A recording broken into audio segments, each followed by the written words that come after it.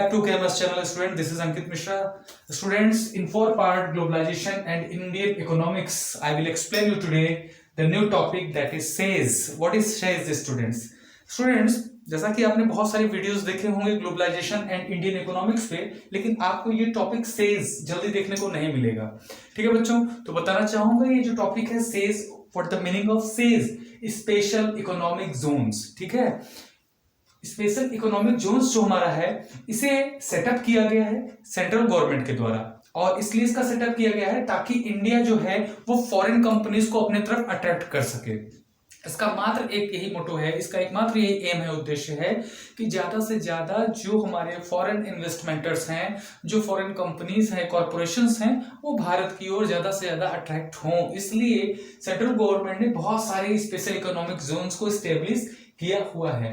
Government made many zones to attract foreign companies. सरकार ने बहुत सारे ऐसे जोन्स बना के रखे हैं बच्चों, जो क्या करते हैं, फॉरेन कंपनीज को अपनी तरफ अट्रैक्ट करते हैं। अपने इंडिया में ऐसे बहुत सारे एरियाज को उन्होंने क्या किया है, बहुत ही बारीकी से फाइंड आउट किया है और उन्हें स्पेशल इकोनॉमिक जोन्स बनाया है, यानी ऐसी जगह जहां पर बहुत सारे सिस्टम, सुविधाएं, वहां का जो टोटल एनवायरनमेंट है वो सुटेबल हो फॉरेन इन्वेस्टमेंटर्स को, कंपनीज को स्टेब्लिश करने में। ठीक है बच्चों, तो इसलिए सेज का जो मैंने आपको मतलब बताया कि स्पेशल इकोनॉमिक जोन्स, तो ये क्यों बनता है ये भी मैंने आपको बताया।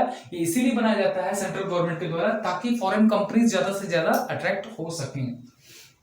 और इसका जो फैक्टर्स है बच्चों, गुड फैक्टर्स फॉर ग्लोबलाइजेशन, इसका जो ग्लोबलाइजेशन का जो अच्छे जो इसके प्रभाव पड़ने वाले हैं वो कौन से ऐसे कारक हैं जो ग्लोबलाइजेशन पे अच्छे प्रभाव डालते हैं। तो सबसे पहले there are 2 points we can see on the white board. First, in India, Bharat में हम देखेंगे कि भारत में ऐसे कम्युनिकेशंस हैं, ट्रांसपोर्ट सिस्टम है, इंटरनेट की सुविधा है, ये सारी चीजें हैं, रिस्पॉन्सिबल फैक्टर्स हैं, वो क्या करती हैं, रैपिड ग्रोथ करती हैं। ठीक है बच्चों, तेजी से ग्लोबलाइजेशन का विस्तार करती हैं। विदाउट इट ग्लोबलाइजेशन संभव नहीं है। यानी भारत में अगर हम देखें तो कम्युनिकेशन, ट्रांसपोर्ट सिस्टम, इंटरनेट, ये सारे फैक्टर्स जो हैं वो मेनली क्या है, रिस्पॉन्सिबल हैं किसके लिए, रैपिड ग्रोथ के लिए, ग्लोबलाइजेशन के।